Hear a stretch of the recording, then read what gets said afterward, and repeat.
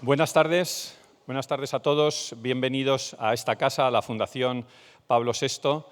En esta ocasión, a una presentación de un libro. Una presentación de un libro que no es cualquier presentación de cualquier libro. Tiene alguna singularidad. Quizás la primera, si me lo permiten, es que participa entre los intervinientes el presidente de esta casa, mi presidente, lo digo con orgullo. No viene como presidente de la Fundación Pablo VI, pero es el presidente de la Fundación Pablo VI, al que le agradezco muchísimo aquí su participación. Y tampoco es cualquier libro, porque les diré que, con sinceridad, que no conocía la historia de Marcos Pou. Y hace unas cuantas semanas coincidí con el cardenal Juan José Omella y le dije, pues vamos a presentar un libro sobre la historia, No hay amor más grande, es el título del libro, de Marcos Pou. Y le dije, pero no lo he leído, no conozco nada de este chico. Su vida así en apariencia, lo poco que he leído, le estaba contando, ¿no?, al cardenal Omella, me parece una vida normal, un chico que nació en Barcelona, que se fue unos años a Estados Unidos, que luego volvió aquí a Barcelona, instituto, universidad, estudió físicas y finalmente, pues, por desgracia, un coche se lo llevó por delante en un accidente de moto. Y me dijo el cardenal Omella, con ese acento que ustedes conocen, ¿no?, medio aragón, medio catalán, me dijo, ¿pero tú has leído el libro? Y pues no me he leído el libro. Y me dijo, el libro que contó Marcos Pou es el libro de una vida normal, como tú dices, pero esa vida normal ha construido una de las historias más grandes. Y efectivamente, cuando lees el libro, te das cuenta que esa historia grande que tuvo en poco más de 23 años, porque a los pocos días de entrar al seminario, como les dije, una moto se lo llevó por delante, ha construido una historia grande como esta tarde podemos ver. Así que les dejo que van a disfrutar mucho con la presentación y espero que compren y lean el libro, como me dijo el cardenal Omella. Muchas gracias.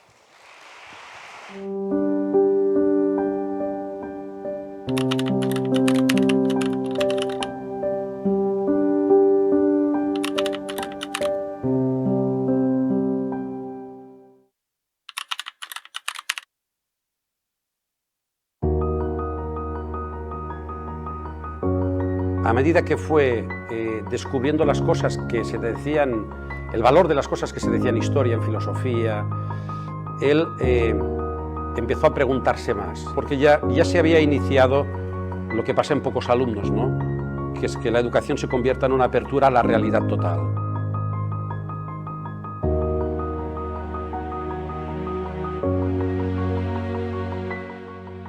Su gran secreto, aparte de, como yo digo, ese corazón grandísimo que tenía, el enamoramiento que él tuvo de Cristo.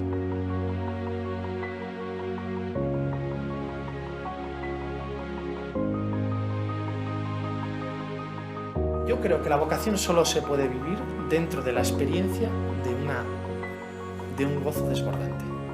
Porque si no es porque esto es desbordante, ¿cómo carajo te voy a entregar todo? O sea, la constatación de que lo que se pierde por él, se gana. Mamá, te quiero mucho. Es un viaje en rickshaw. Te quiero mucho, mamá.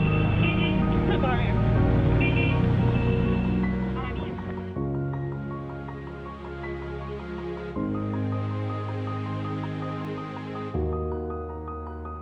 En el mes de febrero, en la segunda semana, entraré en el seminario en Barcelona. Entonces es una decisión que estoy diciendo esta última semana, que está chocando a muchos porque acabé la carrera el lunes, entonces como tal. Entonces que pone más el énfasis sobre la verdad de Cristo, ¿no? Porque yo esta semana, también viendo el gesto de la gente cuando se lo digo, se me hace evidente al ver sus rostros que o Cristo es real o yo soy gilipollas.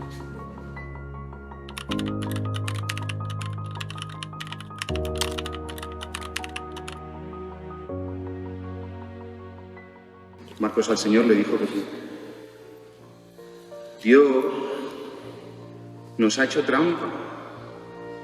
Nos ha hecho trampas, Dios. pero no con la muerte de Marcos. Nos ha hecho trampas con la vida de Marcos, porque nos lo ha regalado, nos lo ha puesto delante y nos ha enamorado.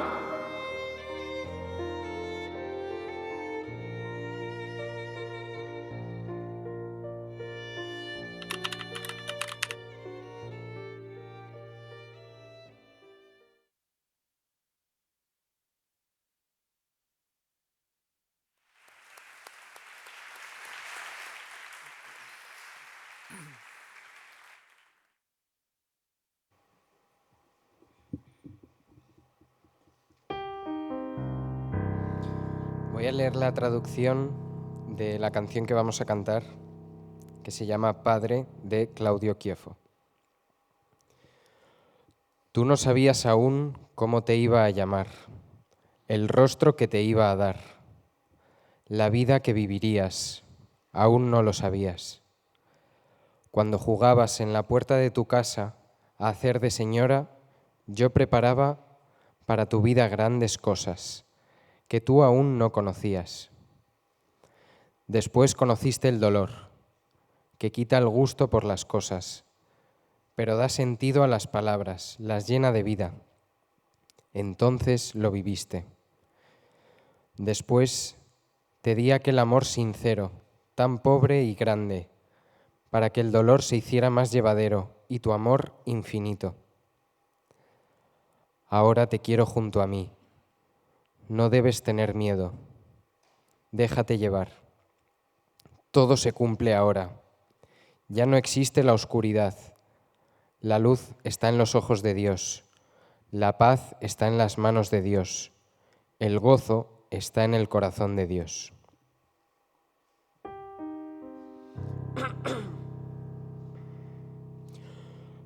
Tu non sapevi ancora come ti avrei chiamato, il volto che ti ho dato, la storia che hai vissuto. Tu non sapevi ancora, tu non sapevi ancora. Quando giocavi sulla porta della casa a fare la signora, io preparavo alla tua vita grandi cose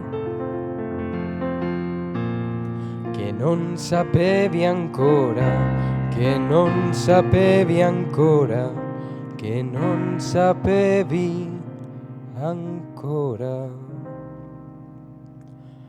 Poi conoscesti il dolore che toglie il gusto alle cose,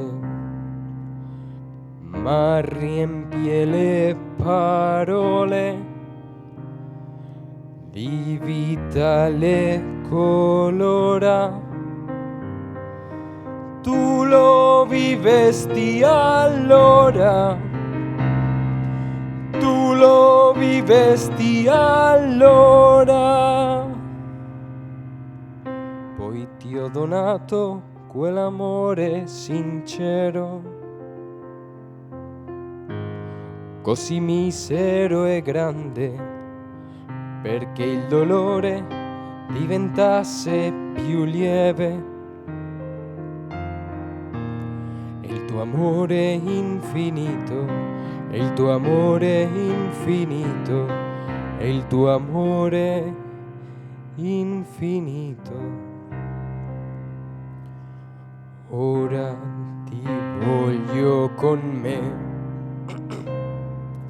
non devi avere paura, devi lasciarti andare. Tutto si compie ora, tutto si compie ora, tutto si compie ora qui. non esiste più il buio, c'è la luce negli occhi di Dio, c'è la pace nelle mani di Dio, c'è la gioia nel cuore di Dio.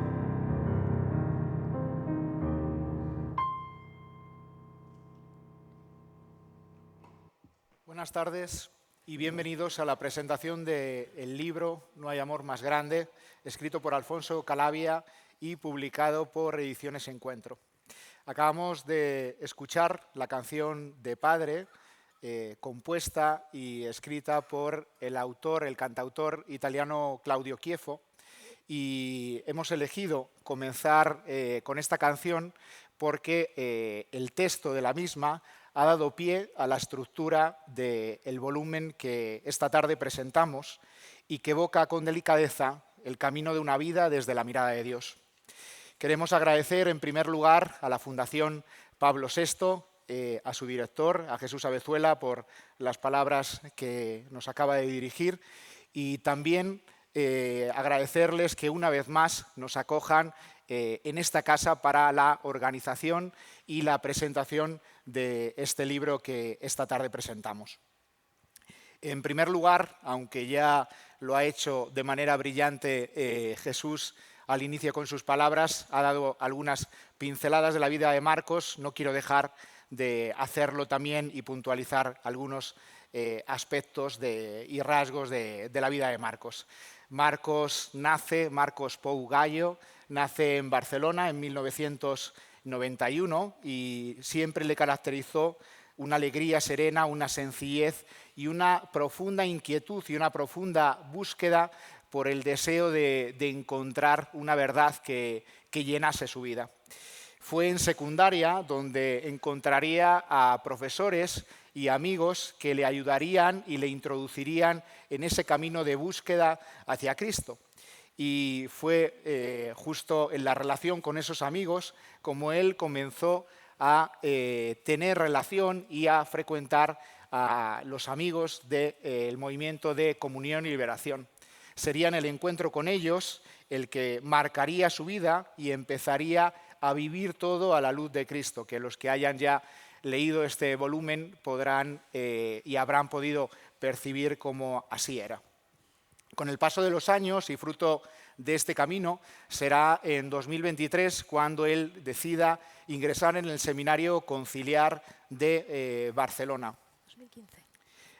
2023. Apenas 10 días después de su ingreso, recibimos la trágica noticia de que Marcos perdía la vida en un accidente de tráfico, como ha comentado previamente Jesús. Para quienes tuvimos la suerte de conocerle, su vida dejó una huella difícil de olvidar. Y fue por eso por lo que sus amigos impulsaron la asociación Amigos de Marcos Pou, con el deseo principal, con la inquietud principal de poder compartir con sus amigos, con sus familiares, con sus compañeros de la universidad, del trabajo, compartir esta vida cambiada y traspasada por Cristo. Muchos de los presentes, como decía, tuvimos la oportunidad de conocer a Marcos y no nos dejó indiferente su vida, ¿no? Y posiblemente también hay aquí algunos que no llegaron a tiempo a conocerle, pero que tengo claridad, porque ya he escuchado a muchos decirlo a lo largo de estos años, que no por ello Marcos no ha dejado de convertirse en un verdadero compañero de camino. Y posiblemente también hay aquí algunos que por primera vez escuchen quién es Marcos Pou, le vean su rostro y estén aquí simplemente por la invitación de algún familiar y amigo. Ya les anticipo, veo por ahí a algún amigo que creo que es la primera vez que lo escucha, ya les digo que si un amigo les ha invitado esta tarde aquí, es un amigo que que les interesa, que les importa. Es por ello, ya sea por el motivo por el que hayan venido esta tarde aquí, que les animo a que se dejen interpelar por la vida y por la historia de Marcos Pou. Porque justamente este libro nace por este motivo, por el deseo de compartir lo que Dios hizo en la vida de Marcos y cómo el encuentro con Cristo puede dar unidad, profundidad y plenitud a esa existencia. Para Marcos, impresiona muchísimo leyéndolo en las páginas, todo era ocasión de diálogo, todo, desde el dinero, desde el uso del tiempo libre, desde las chicas, desde el estudio, desde el trabajo, desde las decisiones cotidianas, hay ejemplos preciosos de esto, todo deseaba vivirlo a la luz de ese centro afectivo que se había convertido en su vida, que era Cristo. Y quizá por eso, al leer estas páginas, me confieso yo uno entre ellos, que pueda surgir la tentación de decir, pero es posible vivir así. En sus páginas se encontrarán fragmentos de sus diarios personales, así como de testimonios muy bien recogidos, tanto de familiares como de amigos personales que pudieron conocerle. Y con ellos nos ayuda muchísimo como a entrar a la profundidad y en la intimidad que Marcos tenía con Cristo. Hoy nos llena de alegría poder contar en este escenario con la presencia de 3 amigos. 2 de ellos tuvieron la oportunidad de conocerle de cerca, de convivir con él estrechamente, y otro de ellos no. Empiezo justamente por el que no tuvo oportunidad de conocerle. Don Ginés García Beltrán, obispo de Getafe y, como ha dicho Jesús, presidente de la Fundación Pablo VI, que hoy nos acoge, es nuestro primer invitado, así que sea bienvenido. Gracias. Y 2 grandes amigos también de Marcos, como decía. En primer lugar, Yara García Ramos, abogada, casada con Andrés y madre de 4 hijos, y de Juan García Vinuesa, seminarista de la diócesis de Getafe, de la que don Ginés, como he dicho anteriormente, es su obispo, así que ha venido hoy con el jefe. Y la asociación ha querido contar con ellos justamente para ayudarnos a entrar en estas páginas de este libro y acercarnos un poco más a la vida de Marcos y qué fue lo que le permitió vivir de tal manera. Gracias a los 3 por acompañarnos esta tarde, y para no robar más tiempo a nuestros invitados vamos a entrar en materia, y quería comenzar realizando la primera pregunta a don Ginés como lector del libro. ¿Qué ha supuesto para usted la lectura del mismo?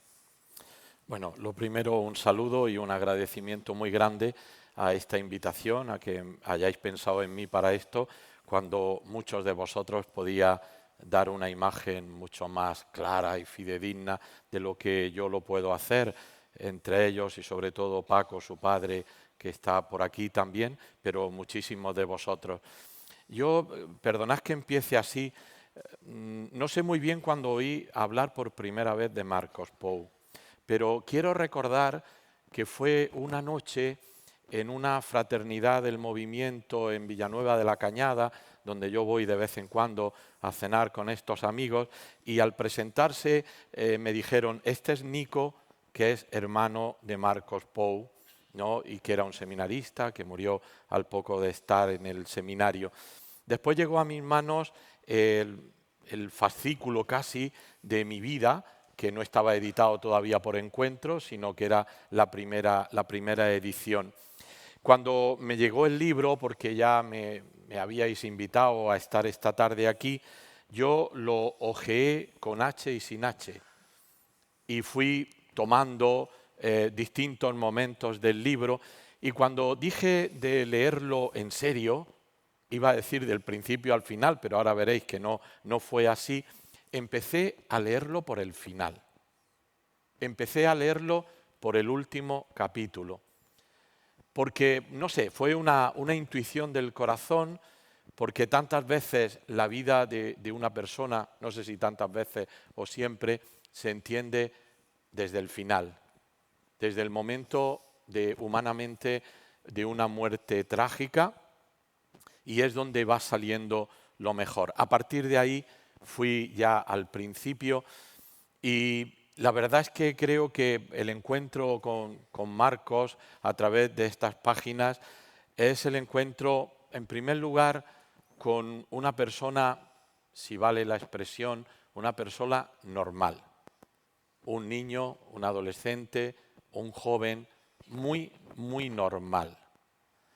Pero sin embargo, ya entre líneas se ve que Marcos también es un chico especial, sobre todo cuando vamos leyendo su diario y se va revelando una persona diferente a lo que a primera vista podemos ver.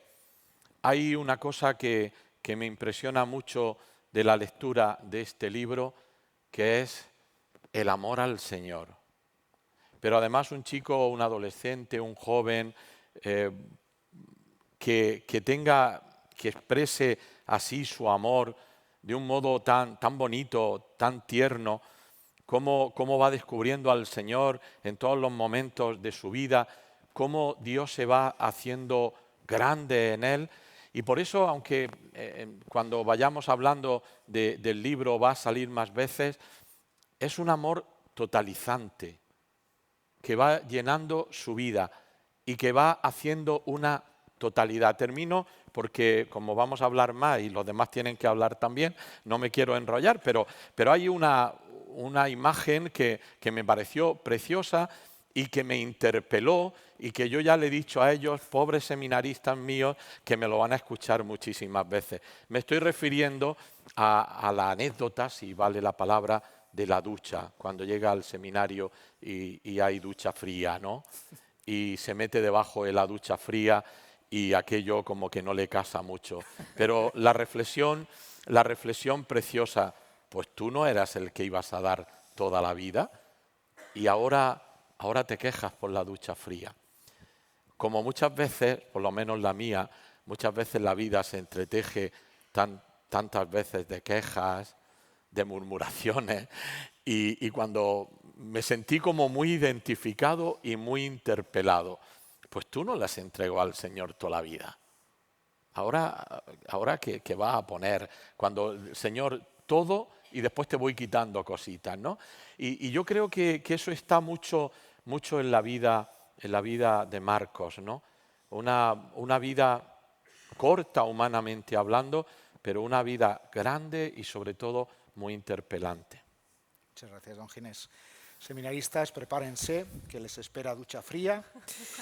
Y ahora me gustaría escuchar el testimonio, así, el primer impacto que les ha supuesto a sus amigos, a Yara y a Juan, la lectura de estas páginas. Yara, si quieres. Bueno, lo primero, mil gracias por estar aquí, por la acogida, por el canto. Y bueno, deciros que esto es totalmente imprevisto, así que los que yo os he invitado, la última intención que tenía era que me escucharais a mí. Espero que el Espíritu Santo vaya más allá de mi pequeñez, porque esto es terreno sagrado para mí. Y luego, muy agradecida también a Alfon, ¿no? Porque la lectura del libro ha sido una ocasión preciosa de revivir la historia de un queridísimo amigo, lógicamente, pero luego de ser consciente de que había un montón de cosas que yo no conocía, ¿no? Cuando leáis el libro, si es que tenéis ocasión de hacerlo, lo veréis, ¿no? Pero señalo dos pinceladas. Por un lado, que en la vida de Marcos se percibe claramente que la fe es un camino, ¿no? O sea, Marcos es un cristiano en camino. Se va viendo en cada etapa de su vida, ¿no? Pues peleándose con las circunstancias de la vida, él se va enamorando más del Señor, ¿no? Pues como cada uno de nosotros, que vamos viviendo y vamos dejándole pues, más hueco al Señor en nuestra casa, en nuestro corazón, ¿no? Quizá con ese punto especial que mencionaba ahora don Ginés, ¿no?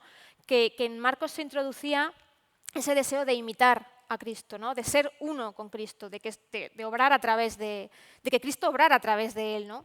Y luego el otro aspecto, muy brevemente, que yo resalto es efectivamente la intimidad con el Señor que tenía Marcos, ¿no? Una intimidad, un diálogo que está engarzado, no sé si es una expresión que puedo utilizar, no sé si Alfon me daría permiso, pero me imaginaba la imagen de un solitario, ¿no? De un brillante que engarza el diamante. Pues la intimidad del Señor está engarzada en la vida cotidiana de Marcos, ¿no? Vamos, lo vamos a ver en un montón de ejemplos. Y aunque yo participo del mismo camino que vivía Marcos, me ha dado una envidia sana, ¿no? Yo terminaba leyendo las páginas del libro y decía, yo deseo que esto sea mío, ¿no? Yo deseo esta certeza de que con el Señor se puede vivir absolutamente todo. Bueno, muchas gracias y buenas tardes a todos. La verdad es que lo mío ha sido un proceso muy largo de leer el libro con calma, página a página. Pero bueno, me ha costado sobre todo empezar. Siempre he pensado que un libro no puede llenar el vacío que deja una persona cuando muere, y menos si es el de un gran amigo. Y me ojeaba la portada de vez en cuando y no pasaba de ahí. Entonces, bueno, pensaba qué palabras hacen falta para poder mirar la muerte de alguien querido y percibir al menos que no es el final. Entonces, bueno, este libro yo creo que encierra algo misterioso, pero no del todo desconocido, y no sé, como si aterrizases en un mundo donde hay mucho por explorar, pero que de un primer vistazo lo que ves es ya profundamente atractivo e incluso algunas cosas hasta familiares. Pero bueno, ha sido como el último golpe de ariete para mí a una puerta que llevaba cerrada mucho tiempo, que es quizás la de la resignación, la de la desesperanza, de pensar que la muerte tiene la última palabra. Yo siempre decía, bueno, fenomenal todo lo que está pasando, pero para mí sería mejor si Marcos estuviese aquí carnalmente. Pero es que han sido tantas las personas cambiadas, tantos los testimonios, tantos los mails que han llegado a la asociación, que, bueno, pues que ha terminado por derribar la puerta. También los amigos cercanos que a mí no me han ahorrado nunca el ponerme delante, el bien que les hacía a ellos, seguir de cerca la historia de Marcos, y eso, bueno, pues es impagable. Entonces, bueno, me siento un poco hipócrita aquí a veces porque creo que soy el último converso a reconocer pues lo que Dios está haciendo a través de la vida de Marcos. Pero bueno, el libro, insisto, es como uno de los cientos y cientos de testimonios que he escuchado y que, bueno, que me han puesto delante de la grandeza de la vida de Marcos hoy, y que ilumina mi propio presente. Entonces, bueno, la intención de este libro, también de la presentación, no es, igual lo digo un poco fuerte, pero idolatrar un muerto, y yo creo que Marcos se enfadaría si estuviésemos aquí solamente hablando de él, sino poner delante una vida y un camino que puede ser una ayuda para cualquiera, y cualquiera en su circunstancia. Entonces, bueno, yo creo que esto solo es posible precisamente porque aquello de lo que Marcos vivía sigue presente hoy en nuestro mundo, que es Cristo mismo, y que cada uno puede recorrer ese camino hacia el amor más grande que existe, que es el que Marcos encontró, el que da título al libro. Y bueno, ya habéis dicho muchas cosas, pero a mí me ha pasado en varios momentos del libro una cosa que dice José Miguel al final, en el epílogo, que es que terminas de leer y te quedas en un silencio reverencial. Gracias también a las reflexiones de Alfonso, que son oro puro, y añado yo con una serena alegría también, una nostalgia incluso diría, pero sobre todo deseando una vida grande, y eso no lo encuentras en cualquier sitio. Gracias, Juan. Retomo algo que había comentado al inicio, don Ginés. Uno de los riesgos que corremos ante este libro, ante la vida de Marcos, es pensar, yo nunca podré vivir así, ¿no? Le queríamos pedir una ayuda, una clave de lectura para ayudarnos a no reducir esta experiencia a algo que es admirable, pero es inalcanzable. Sí, yo creo que es una de las cosas más bonitas de la biografía de Marcos, ¿no? Decía que es un chico normal, pero a mí me llama mucho la atención cómo en distintos momentos aparece en él la lucha. Por ejemplo, pues el Marcos adolescente que está deseando ir a la discoteca y que está saliendo a divertirse y a volver tarde. Y sin embargo, cuando está allí y se enfrenta pues con el alcohol o con buscar una chica para el momento y tal, él se frena y después dice, le doy gracias a Dios por todo esto, ¿no? Es decir, que Esto sí que es alcanzable, porque Marcos insisto, es un chico normal que, como ha dicho Yara, busca, hace un camino de fe, va creciendo también en la fe con muchísimas dificultades y muchas veces un paso adelante y 5 atrás. Por tanto, yo creo que la experiencia que cuenta este libro no es inalcanzable, todo lo contrario. Si interpela, al mismo tiempo invita como un camino posible de ser recorrido. Y después también me llama una cosa en este sentido mucho la atención de la experiencia de Marcos, y es el afán porque todo el mundo conozca. No podríamos decir, no tiene ninguna cortedad. Cuando tiene que decir algo, va y lo dice. Cuando tiene que anunciar algo, va y lo anuncia, porque se lo cree. Y además no va de Superman diciendo yo no tengo pecado, yo soy el perfecto que vengo aquí, sino que desde su poquedad, desde su pobreza, va anunciando a los demás. Y cómo va creciendo, cómo va teniendo incluso responsabilidades dentro del movimiento y con qué seriedad lo toma, pero al mismo tiempo con qué humanidad, ¿no? Es decir, es un tipo humano, carnal, que lucha, que busca y que quiere, sobre todo, en todo momento, buscar lo que Dios quiere de él. Esto aparece en tantísimas citas del diario, ¿no? Yo quiero hacer lo que tú digas, yo quiero complacerte. Y esto lo podemos hacer todos nosotros. Los que sois más jóvenes, los que tenéis la edad en este momento de Marcos, pero también los que ya somos más mayores, esto es posible, porque al fin y al cabo la vocación universal de todo cristiano, que es la santidad, es posible para todos, si no, Dios no nos lo hubiera pedido. Por tanto, nos ha programado para ser santos. Y lo que tenemos nosotros que hacer es vivir en esa voluntad, que es lo que yo creo que un chico con 23 años, que es el final de su vida para este mundo, pues intenta hacer cada día. Pero sería poner una excusa, decir, claro, esto lo puede hacer Marcos o lo puede hacer cualquier otra persona. No, esto lo puedo hacer yo, sin duda. Gracias. Hay un tema que es muy recurrente en el libro, que es el tema de la corrección.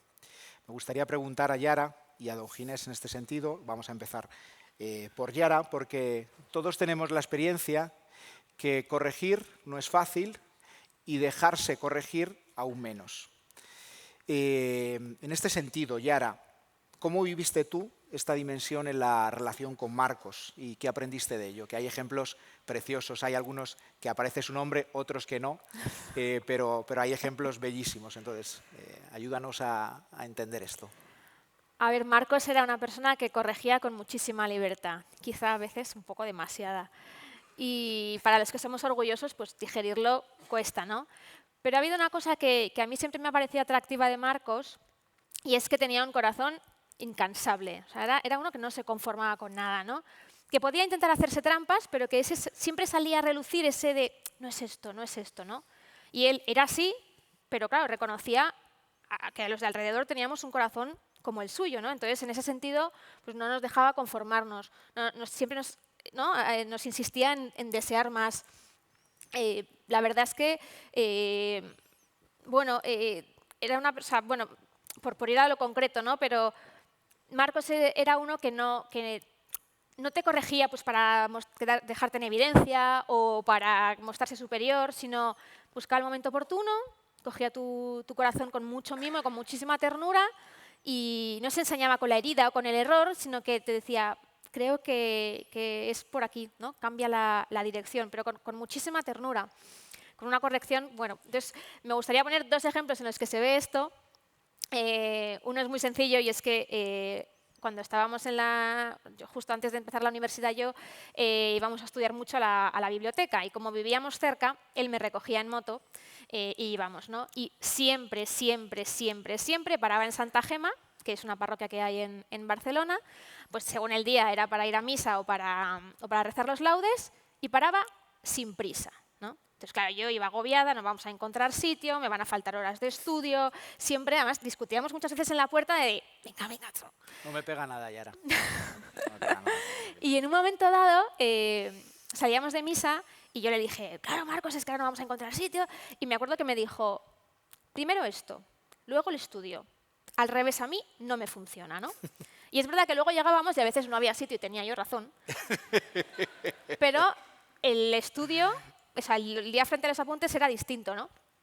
Y otro ejemplo que muchos ya de aquí lo sabréis, o bueno, aparece en el libro, pero es que yo lo tengo grabado a fuego en el corazón y en la retina de los ojos, fue un 18 de abril, que es mi cumpleaños, ¿no? Y justo ese año caía en Viernes Santo. Y para mí el cumpleaños es una cosa súper especial, me gusta celebrarlo, me gusta saberme preferida, ¿no? Es un día en el que yo, bueno, pues me gusta cuidarlo. Y entonces Marcos me pidió que le acompañara al Vía Crucis que organizaba el Movimiento de Comunión y Liberación en Barcelona, ¿no? Planazo, claro, de cumpleaños. Bueno, al principio, entonces me recogió en la estación, porque yo en ese momento vivía afuera, y dimos una vuelta en moto hasta el Parc Güell, que es donde era el Vía Crucis, y Barcelona estaba preciosa, ¿no? Y yo me supe de verdad súper preferida. O sea, fue un momento de decir, qué regalo, ¿no? Nos bajamos de la moto, se quita el casco, me mira y me dice, eres preciosa a los ojos de Jesús y eres preferida hoy el día de tu cumpleaños, ¿no? Por eso quería celebrarlo contigo. Y quería mostrarte que lo más importante del día de hoy no eres tú, ¿no? Lo más importante del día de hoy es que hay uno que ha muerto en la cruz, hoy celebramos que hay uno que ha muerto en la cruz y que lo ha hecho por ti, ¿no? Yo en ese momento no entendí mucho, pero luego al cabo de los meses es algo que he ido entendiendo, ¿no? Que me estaba diciendo, Yara, descéntrate porque lo importante es Cristo, ¿no? Gracias. Yara acaba de compartir dos ejemplos bellísimos de cómo Marcos corregía, pero es muy bonito cómo él se dejaba corregir. Hay un momento en el que su visitor, el visitor, estaban en el club y les visita en Barcelona y les dice estas cariñosas palabras. Yo solo digo que en la vida crece la fe o crece el escepticismo y yo a vosotros os veo más escépticos. Palabras que dirige el visitor a la comunidad del club de Barcelona. Imaginaos el mosqueo monumental de algunos de los presentes en esa cena ante estas palabras que les dirigía. Me conmueve que ante un mismo hecho hay dos posiciones de estar ante un mismo hecho. Dice Marcos, oye, qué bien que alguien nos corrija, ¿no? No quería defenderse, impresiona, ¿no? Quería ahora lanzarle esta misma pregunta a usted, don Ginés, porque con su tarea como obispo, una de las tareas que lleva a su cargo es el hecho de tener que corregir mucho y a la vez, seguramente, dejarse corregir en muchas ocasiones. Entonces, primero, ¿cómo vive usted esta dimensión? Y si puede contar algún ejemplo que le haya podido ayudar sobre este tema con la lectura del libro. Sí. Bueno, pues difícil es que te corrijan, pero corregir todavía más, sobre todo en algunos momentos, ¿no? La verdad es que cuando me vi con estos contertulios, ¿no? Y con alguno más, ¿no? Una de las cosas que dijeron, una línea de este escrito, de esta biografía, es la corrección. Y yo dije, adiós, madre mía, ¿no? Y ciertamente la corrección es un elemento importante. Yo me imagino que Marcos sí había leído la carta a los Hebreos, el capítulo 12 de la carta a los Hebreos. Pero si veis, muchas de las anotaciones de Marcos parecen, si desde luego no las tenía en la cabeza o en el corazón, parecen una interpretación de la carta a los Hebreos, ¿no? Y es verdad que Marcos acepta que la corrección, tanto cuando la recibe como la hace, es un servicio a la verdad y un gesto de amor. Ese hecho que tú has visto cuando va el visitor y les dice esto, él dice, uy, qué bien que nos corrigen, pero el resto del grupo no lo llevó tan bien, ¿no? Entonces quiere decir que fue una reprimenda en toda la palabra, ¿no? Pero también hay otro momento importante, es cuando en una de las actividades del verano, José Miguel también le hace una buena corrección, ¿no? Y después es preciosa la carta que le escribe a José Miguel después de esa corrección. Yo quisiera destacar esto, y ya digo, muy inspirado creo en la carta a los hebreos, ¿no? A nadie nos gusta que nos corrijan, pero cuando Dios nos corrige es porque nos quiere. Él recibe la corrección porque era un niño movido desde la infancia, pues cuando dice que sale, sus padres le dicen no sales, ¿no? Y lo lleva mal, muy mal. Pero es verdad que en ese camino de fe y en ese itinerario de la vida, él va viendo la corrección también como una llamada de Dios a ser mejor. Y por eso cuando él es responsable del club, él también se ve en el deber, por el bien de la verdad, de corregir a los demás. En el fondo a nadie nos gusta que nos corrijan, que nos afrente. Por eso hay un momento que él dice también, pero cuando uno corrige no afrenta a la persona, no la ridiculiza, sino que lo que está ayudando es a que crezca, ¿no? Me parece que la corrección fraterna es un gran don que nace también, o sobre todo nace de la fe, y es una de las cosas que él va integrando en su conocimiento de Jesucristo, que para ser como el modelo tenemos que ir siendo limados, ¿no? Y entonces él recibe la corrección, pero él también, como responsable, tiene un gran sentido de la responsabilidad. Para lo joven que es, se toma muy en serio la responsabilidad. Por tanto, me imagino, y lo dice él también, que no le hacía ninguna gracia corregir, a mí tampoco. Y yo creo que a nadie nos gusta corregir, pero es un gesto de amor. Lo dice literalmente. Corregir es amar. Corregir es un gesto de amor, ¿no? Bueno, me parece que ciertamente la corrección, quizá por su personalidad, tal como se expresa en esta biografía, su propia personalidad, que quiere ser el primero, que quiere estar en todo, que quiere llegar a todo, pues muchas veces los que somos primarios, muchas veces nos topamos, ¿no? con la puerta cerrada. Y a él le pasa eso, pero llama también, como digo, la atención la humildad para aceptar la corrección y para incorporarla y seguir creciendo. Muchas gracias. Juan, don Giussani, fundador de Comunión y Liberación, una de las cosas que le gustaba decir era que la primera vocación de la vida es vivir la realidad. Y da la impresión de que el discernimiento vocacional de Marcos nace precisamente de ahí, del deseo de que toda su vida estuviera atravesada por la relación con Cristo.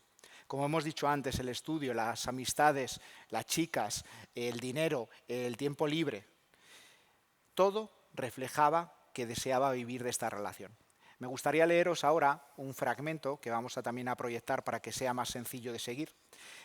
Precioso, que es sencillo, ¿no? Uno a lo mejor diría, yo hubiese elegido otro, pero lo he elegido justamente por la sencillez de cómo muestra de que todo puede ser vivido y todo puede ser ocasión de vocación. Dice Marcos: desde ayer por la tarde hay bastantes cosas que repasar y agradecerte. Uno, aunque parezca una tontería, la excursión en bici. Fue una gozada impresionante, como deporte que quiero hacer y como paisaje. Disfruté como un enano.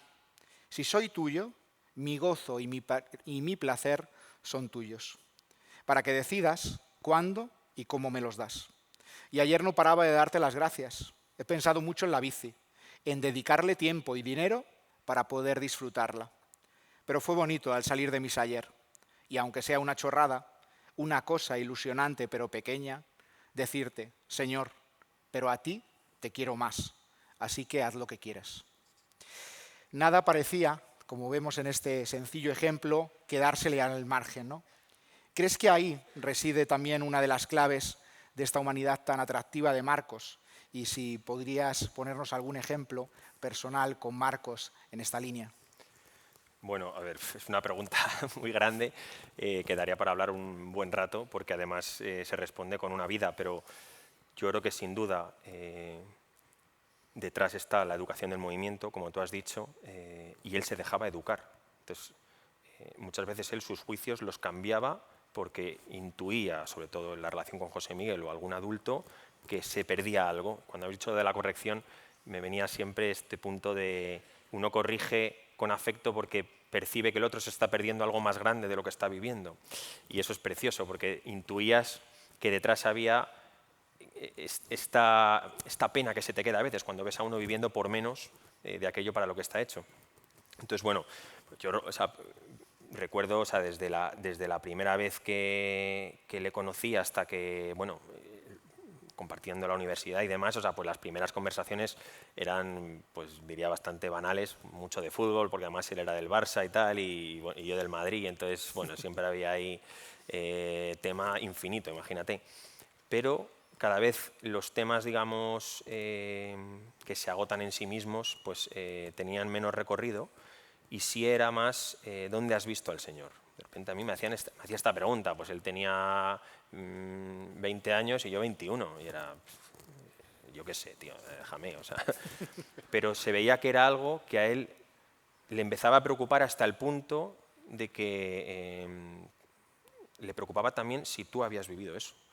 Entonces, claro, a mí me empezó a veces veía el móvil sonando, llamada y decía, bueno, se viene aquí conversación profunda, intensa, y sin embargo era como una manera también de preocuparse él, o sea, a ver si lo explico bien, o sea, como qué es lo más valioso que puedes, no sé, pedirle a otro, que es, jolín, o lo más valioso que puede estar viviendo el otro, la relación con el Señor. Entonces, es como si en un momento determinado él estuviese dominado por esta relación que se había empezado a enamorar, pero que no se agotaba en él, sino que también la buscaba en los otros. Entonces, recuerdo que cuando terminé la universidad, es habitual en Comunión y Liberación, bueno, se propone a los que terminan la universidad o a los que la empiezan hacer una peregrinación a Czestochowa, a Polonia. Y entonces, pues, a mí me había llegado algún año el típico mail de hola amigos, tal, voy a Czestochowa, pedidme intenciones, tal, y yo pues un poco inconscientemente lo mandé también a algunos. Oye, si queréis que le pida algo a la Virgen, pues llevo vuestras intenciones. Y entonces he rescatado ese correo porque es muy esencial, pero yo creo que ayuda mucho a esto. Me dice, 2 gracias, 2 puntos. La unidad para el Club de Barcelona, para mí un corazón enamorado de Cristo. Y ya está. Y me impresionaba esto porque para él era evidente que por un lado el Señor empezaba a dominar su vida, pero que él sabía que ese amor era un puro don y que se veía en las cosas del día a día, y al mismo tiempo que ese camino él no lo podía hacer solo. O sea, respondiendo a tu pregunta un poco, o sea, que él necesitaba de un lugar, de una compañía concreta, de la unidad en esa compañía, que para él ya era signo también del Señor, porque también en la universidad, los que nos conocíamos, vamos, no te hacía falta ser muy avispado para ver la fauna que había tanto en el Club de Madrid como en el Club de Barcelona y decir, o sea, si aquí se da la unidad, es porque el Señor nos tiene cogidos de la mano. Y entonces, bueno, digo que para él era una preocupación reconocer al Señor, pero también con los amigos. Y poder descubrir ese amor del cual él pedía enamorarse cada día más en lo que le sucedía frente a sus ojos. En línea justamente con esto que comentas, Juan, hay un momento del diario muy impresionante, a lo mejor a algunos os ha pasado desapercibido, que comenta el dolor que le producía cuando algunos de sus amigos vivían el movimiento y seguían la vida del movimiento como un buffet, es decir, escogiendo solo aquello que más les gustaba o les resultaba cómodo. Don Ginés, querría preguntarle en este sentido, ¿qué cree? Porque a mí una de las cosas que me ha impresionado al escuchar esta afirmación de Marcos y en esta línea va la pregunta que le quiero dirigir, es que nos perdemos, pero no solo que nos perdemos en la vida, en el seguimiento, en el movimiento, sino que me pierdo yo como Memor Domini cuando vivo mi vocación como un buffet, que se pierde Juan como seminarista cuando vive el seminario como un buffet, que se pierde Yara en el matrimonio, que se pierde don Ginés en su labor pastoral. Es decir, creo que aquí todos podemos vernos reflejados. Entonces, en este sentido, me gustaría preguntarle ¿qué nos perdemos cuando reducimos la fe a algo a nuestra medida? Pues que nos miramos a nosotros mismos, ¿no? Y entonces la fe es más en nosotros. Y yo creo que en Marcos, como hemos dicho ya muchas veces, lo que hay enfrente, y no solo enfrente, sino en él, es Cristo. Y mira, el amor es siempre inabarcable. El amor siempre quiere amar más. Y por tanto, cuando tú conoces al Señor y cuando tú lo amas, tú quieres más. Y nunca te parece suficiente, nunca te parece poco. Es una pobreza el entender la fe con la fe a la carta, ¿no? Como buffet que decía, pero una fe a la carta donde yo cojo lo que quiero. La fe es una unidad y al mismo tiempo una totalidad. La fe no es algo, es alguien. Y tú si quieres a alguien no quieres sus brazos o sus ojos o sus pies, tú lo quieres todo. Y por tanto yo creo que una de las cosas que más aparecen aquí en esta vida de Marcos es el enamorarse de Jesucristo. Y por tanto Jesucristo lo pide todo. Lo que contaba al principio que me llamó mucho la atención de la ducha, primera experiencia del seminario, yo lo he dado todo. Por tanto, leyendo la historia de Marcos Pou, tiene un amor apasionado por Jesucristo. Muchas veces nos acercamos a la fe con compasión, ¿no? Pero sin pasión. Y la compasión viene cuando uno se ha contaminado de pasión. Y una de las cosas que llama la atención de esta experiencia cristiana de este chico es la pasión por Jesucristo. La pasión por Jesucristo que lo abarca todo, lo abarca absolutamente todo. Y, por ejemplo, en su relación de noviazgo, ¿no? Su visión de la virginidad, ¿no? Es la pasión de Cristo. Y cuántas veces Rocío y él se dicen, pero lo primero es Cristo, pero en el centro está Cristo. Tengo que decir, no porque lo que estoy mirando delante, pero tengo que decir que una de las cosas que más me han impresionado del libro ha sido la carta que Rocío le escribe cuando va a entrar al seminario.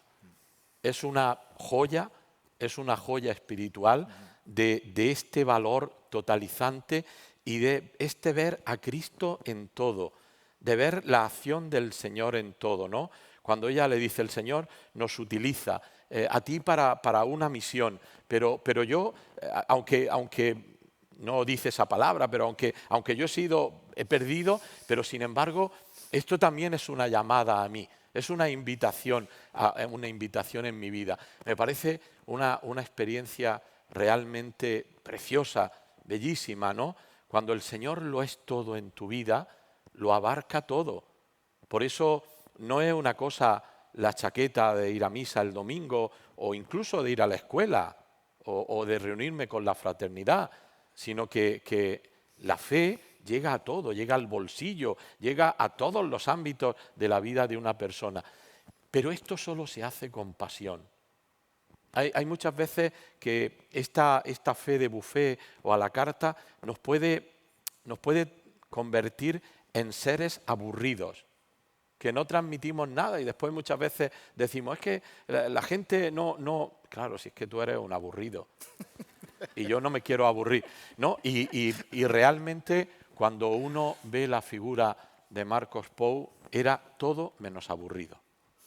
Todo menos aburrido. Pero creo que es el movimiento del corazón, creo que es la pasión por Cristo, ¿no? Si tuviéramos que hacer un subrayado a todas las 300 y pico páginas un subrayado a todo, yo subrayaría Jesucristo, Jesucristo, Jesucristo, ¿no? Gracias. En Marcos aparece en muchas ocasiones del libro este deseo grande de la paternidad, hasta el punto en el que habla en varios momentos refiriéndose a las personas que se le habían concedido, ¿no?, encomendado con sus amigos del club y con la responsabilidad del club en Barcelona. Sin embargo, también se percibe que solo puede ser verdaderamente padre, y eso se ve en muchísimas partes del libro, solo se puede ser padre en la medida que uno es hijo. Os pregunto, tanto a Yara como a Juan, y seguramente también querrá añadir algo don Ginés, habiendo conocido de cerca a Marcos, ¿cómo habéis visto en él esta relación entre la paternidad y la condición de ser hijo? Yara. Empieza Juan. Empieza Juan. Aquí ya sabemos quién lleva los pantalones. Gracias, Yara. Paréntesis rápido, porque lo que a mí es don Ginés de la carta de Rocío, a mí me pasó muy parecido. O sea, yo lo leí y dije, esto es imposible, pero está aquí escrito. O sea, esto es verdad. Y pasa en muchas páginas del libro. Yo no sé, los que habéis leído, si habéis hecho esta experiencia, lees y dices, es imposible. Pero es que ha pasado. Entonces, bueno, ya está. Que a mí me hace muchas veces cerrar el libro y decir lo que yo pensaba que era imposible, porque según lo leo digo, ciencia ficción, que no, hecho carne en un tiempo, en un momento de la historia concreto, y te lleva también a pedir lo imposible en muchas circunstancias de tu vida que piensas que ahí el Señor no tiene nada que hacer o que ya has, digamos, dado por perdidas. Dicho esto, sobre la experiencia de la paternidad, yo recuerdo un momento difícil. Ya había empezado a salir con una chica y pocas semanas después yo percibí como que esa relación tenía techo y habíamos empezado como con una promesa gigante. O sea, decía esto, o sea, yo soy el hombre más afortunado del mundo, y de repente ves que eso, pum, tiene un techo y te ves insatisfecho. Y recuerdo hablar con Marcos porque decía, joder, me entiende. O sea, mis amigos, algunos me decían que estaba chalado, pero tú la quieres, sí, pero entonces ¿cuál es el problema? Y yo, ya, es que, no sé, noto un techo aquí. Y entonces yo recuerdo contarle esto y él me dijo, ve a ver a José Miguel. Y yo, ¿a quién? A José Miguel. Yo sabía quién era porque la había conocido en unas vacaciones, pero no habíamos entablado mucha conversación. Y me dijo, ve a verle porque encontrarás a un padre. Yo le decía, no le conozco de nada. Me decía, no pasa nada, encontrarás a un padre. Y entonces le escribí un email, hola José Miguel, me ha dado tu contacto Marcos, tal, no sé si te acuerdas de mí. Digo, ciertamente, Juan, te tuve en unas vacaciones, tal, así con sus adverbios de modo que usa siempre, así tan tajantes. Entonces, o sea, a mí me impresionó porque él casi que no intentó decir nada, sino para caminar en las cuestiones importantes de la vida tú necesitas un padre. No puedes solo. No un amigo incluso, que puede ser, sino un padre. Entonces, el 20 de mayo de 2011 yo fui a ver a José Miguel y efectivamente me encontré un padre que es padre hasta hoy y sin el cual yo no habré podido caminar en muchas cosas que, insisto, pueden parecer imposibles, salvo que tengas un padre. Y eso también, de alguna manera, pues es bonito que nos une hoy. José Miguel ha tenido ahora una enfermedad bastante grande y le decía, tío, o sea, no te le lleves, o sea, déjale aquí al menos unos años más que yo le necesito, pero bonito como esa relación pues, de padre, pues ahora un poco así, entre cielo y tierra, pues sigue también por el vínculo que tenemos con José Miguel. Y luego una cosa más, años después, yo creo que fue la primera vez que cogí el teléfono para llamar a alguien frente a una situación que yo no podía gestionar, porque normalmente, vamos, yo no sé vosotros, pero soy más de, oye, mando un WhatsApp de, oye, ¿cuándo puedes hablar? Que te llamo y te cuento un problema. Directamente coger el móvil y decir, mira, echo de menos a una persona y estoy a punto de coger la moto y irme a su casa. Pero no puede ser, no puede ser. Y entonces se quedó callado y me dijo, pues mira, ahora mismo hay dos opciones. puedes intentar tapar esto, meterte en la cama y ponerte música o verte una peli e intentar como sepultar este deseo que tienes de que haya una... Porque en el fondo el problema, que yo creo que es el problema de la mayoría de veces, es si uno se sabe amado o no se sabe amado. O puedes caer de rodillas y pedirle al Señor que este dolor te acerque más a Él y que te haga más suyo y que sea Él el que lo cumpla.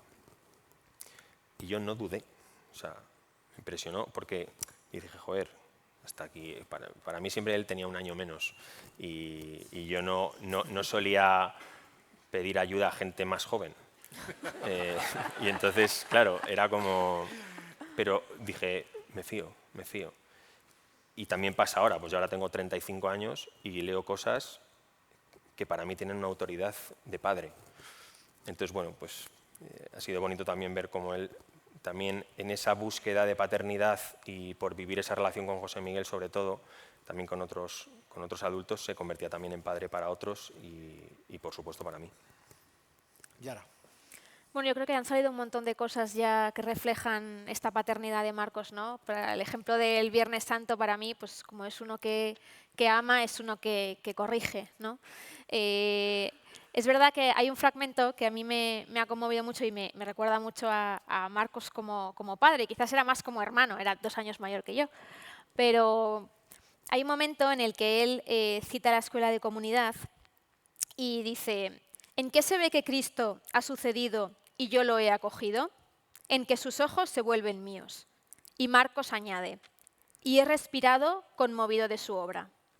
Yo me quedé pensando en este fragmento, es un libro que hay que leer tranquilamente, ¿no? Pero pensaba en el Evangelio de la Samaritana, ¿no? En el que Jesús se encuentra con la Samaritana, sabe todo lo que ha hecho, ¿no? La conoce y eso no es impedimento para nada, ¿no? De hecho, ahora tengo en mente como el capítulo de The Chosen, que es que se ve muy gráfico la mirada de Jesús y la mirada de la Samaritana. Y yo pensaba en esto y decía, para mí, los ojos de Marcos son los ojos de Jesús frente a la Samaritana, ¿no? De uno que te conoce, que te espera como un padre, ¿no? En ese sentido, no tengo mucho más que añadir de todo lo que hemos comentado ya. La experiencia que han comentado ambos, la experiencia de padre, la experiencia de paternidad de Marcos, es muy bonito también, como decíamos al comienzo, la experiencia de ser hijo. Hay un fragmento que leemos del libro precioso hablando de José Miguel. De repente parecía muy pequeño, sumiso, en definitiva, dependiente. He pensado, ese es su secreto, depende. Y no solo eso, es más grande y feliz que yo porque depende más que yo. La cuestión es depender cada vez más. La definición del infierno, mi medida para siempre. Don Ginés, si quiere añadir algo a esta pregunta. Bueno, después de la experiencia de los que han conocido, de los amigos, pero simplemente volver a lo que antes dije del cristocentrismo, si se puede decir así, ¿no? Y yo cada día que leo el Evangelio reconozco más a Jesús como el Hijo, que es como Él se reconoce. Y precisamente si hay algo que identitario del Evangelio de Cristo es el Hijo y la relación con el Padre, ¿no? Y creo que, por añadir algo, pero también es muy bonita la relación con su familia, con sus padres, con sus hermanos, ¿no? Donde ahí también en las cosas más cotidianas, desde que es niño en Estados Unidos, aquí, ¿no? Pues la relación con su familia, y él se siente muy afortunado de su familia, de ser hijo, y después lo que habéis dicho vosotros. Y después de algún modo se siente padre y después también hay algo que, bueno, pues que Dios lo ha hecho así, pero después también su proceso vocacional está también en esta dirección. Después el Señor vio el que su madurez era suficiente y no sé, pero también cuando él mira al sacerdocio también ve la paternidad sacerdotal, no sé. En 2 semanas recibiremos al Papa León XIV para visitarnos en España. Y el lema de este viaje y de esta visita que hará en Madrid, Barcelona, Tenerife y Canarias es Alzad la mirada. Creo que ayuda muchísimo, ¿no? Da la impresión de que este libro puede ser una ayuda concreta para preparar esa visita, ¿no? De que la vida de Marcos es uno de esos testigos que nos ayudan a alzar la mirada.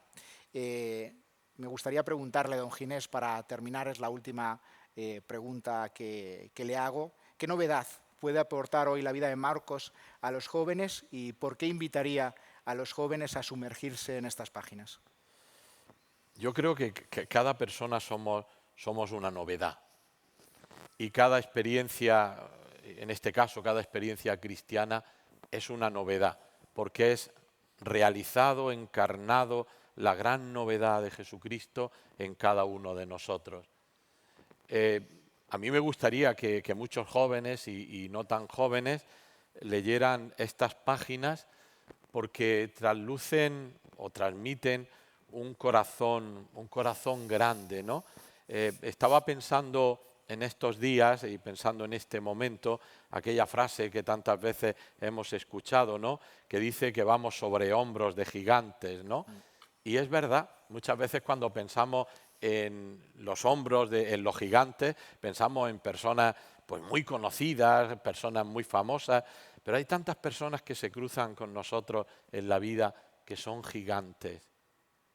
¿Y cuántas veces nosotros debemos a estas personas lo que somos? Y no lo que somos, sino tantas veces lo que decimos. No voy a hablar en este caso de Marcos Pou, sino de mi propia experiencia. Yo muchas veces cuando he ido a preparar una homilía o he ido a preparar algo, he tenido conciencia de ser deudor de lo que escucho a la gente más sencilla en una parroquia, de lo que me transmiten con la palabra y con el ejemplo de la vida, que yo la hago mías. Y por eso lo que yo diría a cualquiera que quiera leer este libro es que en el fondo, en la figura de Marcos Pou, un poco se va a encontrar él mismo. Porque muchas veces cuando nos sentimos identificados, y hay algunas cosas cuando uno ve la experiencia de otro y dice, yo también, a mí también. Y este libro te hace identificarte también contigo mismo y ver que el camino de Marcos es tu camino y que cosas en tu camino que son pobres o son mediocres, de la experiencia de otros que, como decía al principio, te confronta, pues la experiencia de Marcos, la vida de fe de Marcos te confronta. Pero en definitiva, uno se siente como muy identificado. Yo terminaría diciendo, porque os decía el otro día que bueno, yo subrayo los libros, no sé si eso está bien o mal, ¿no? Pero una de las cosas que yo al principio, al ir leyendo el libro, apunté y dije para mí, ¿no? Esto es una cuestión de miradas. La mirada de Marcos toca la mía. Y muchas veces hasta dirige mi propia mirada. Incluso la mirada de Alfonso Calavia, que es el que pone, diríamos, la literatura, ¿no? Entonces es una cuestión de mirada. Yo quiero terminar ahora de verdad. Cuando salió en la propaganda que iba a venir a presentar este libro, ¿no? Alguna gente de vuestro movimiento me ha dicho, tiene usted que muchas veces que decir que no, pero ahí está el Crespo que me lleva siempre por el camino de la amargura. Entonces, a ver quién le dice que no a Crespo. Entonces, bueno, pero lo que quería decir que cuando se dijo que yo iba a venir a la presentación de este libro, recibí una carta de una persona que tampoco conoció físicamente a Marcos, aunque es del movimiento, y me decía, he sentido una gran felicidad pensar que Marcos, que ha influido mucho en mi vida, su experiencia, y usted, que lo considero un amigo, un padre, se van a unir. Y eso me hace sentirme unido a todos. Pues es verdad que nuestra experiencia cristiana es una llamada a la unidad y nos hace saber que tenemos un centro, que tenemos un camino y bueno, y en este caso Marcos nos enseña también que tenemos una meta y es muy importante mirar al cielo, mirar a la meta. Creo que esto es una gran lección y yo, si no habéis leído el libro, os invito a leerlo. No tengo nada que ver con la editorial, pero os invito a leerlo. Muchísimas gracias, don Ginés. Escuchándoos esta tarde, me gustaría retomar las palabras del Papa León XIV que pronunció en la misa de canonización de Carlo Acutis, que creo que vienen como anillo al dedo para cerrar lo que acabamos de escuchar y de vivir esta tarde. Decía así el Papa: su vida es una invitación para todos nosotros, sobre todo para los jóvenes, a no malgastar la vida, sino a orientarla hacia lo alto y hacer de ella una obra maestra. Creo que Marcos intentó hacer de su vida una obra maestra y es bellísimo como las páginas derrochan cantidad de intentos de esta vida no malgastada, ¿no? Que su testimonio nos ayude también a nosotros a vivir con mayor hondura, con más verdad y con la mirada puesta en lo esencial. Esto en palabras de Marcos Pou. Dice así: si no pronunciamos su nombre con temor y amor, nos perderemos la raíz de todas las cosas, de lo que somos, de lo que más vale en el mundo afirmar cuando uno se acuesta, ni siquiera lo que ha hecho, los dones que nos ha concedido, nuestros méritos o cuánto nos han afirmado, solo su nombre. Gracias también a los que habéis querido acompañarnos esta tarde. Sabemos que era temprano, no estamos acostumbrados a venir tan temprano a esta casa y sabemos que no es fácil el aparcamiento, por eso os agradecemos el sacrificio que muchos de vosotros habéis hecho para poder llegar puntuales y para inscribiros. Y de manera especial a nuestros invitados, a Juan, a don Ginés y a Yara por lo que han compartido. Y también no podemos olvidar el agradecimiento a Alfonso Calavia, autor de esta obra, por el delicado trabajo que ha realizado. En primer lugar, recopilando testimonios y seleccionando fragmentos de sus diarios. Me comentaba que tenía una torre así de documentos que la asociación ha logrado tener de correos, de mensajes, de los diarios. Entonces ha hecho un trabajo ingente. Y luego una cosa bellísima, ¿no?, que es una cosa que caracteriza a su autor, ¿no?, las citas literarias que enriquecen la obra y está regada de estas citas literarias que son maravillosas y muy geniales porque no estamos acostumbrados a leer en una obra citas literarias de otros de este modo, ¿no? Claramente agradecer a la editorial Ediciones Encuentro por publicar esta obra y también por haber querido apostar en la publicación antes del libro de Mi Historia, donde se recoge parte de sus diarios. Entonces, muchísimas gracias a ellos por apostar y por ser coorganizadores de esta presentación. Y a todos aquellos que también han hecho hoy posible esta presentación, el servicio de orden, los cantos y el fotógrafo. Y también no olvidar y otra vez agradeceros a la Fundación Pablo VI por hacernos sentir de nuevo en casa. Por último, acabo con dos breves avisos. El primero de ellos, a la salida tienen una mesa de ventas de libros donde pueden encontrar la obra y me atrevo a hacer, me sucede lo mismo que a don Ginés, no me llevo comisión por ello, pero me parecía un atrevimiento interesante y como tengo mucho morro y mucha cara lo lanzo. Si les ha venido a lo largo de esta tarde alguna persona a la cabeza escuchando el testimonio de la vida de Marcos, les invito a que regalen ese libro a esa persona que les ha venido a la cabeza. Repito, no me llevo comisión.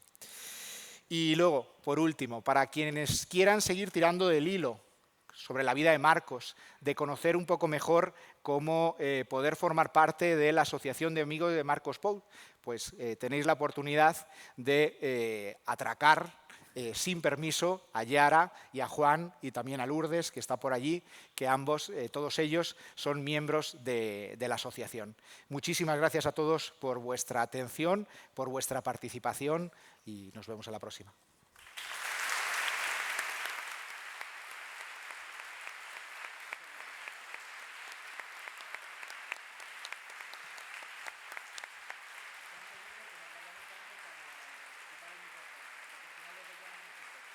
¿Te han pedido qué?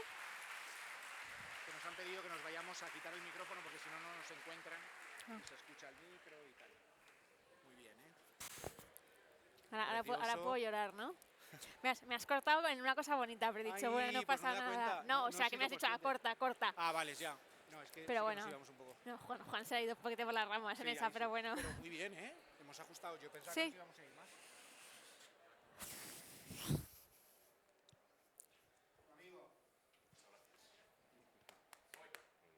¿Ahora te puedo dar un beso o no?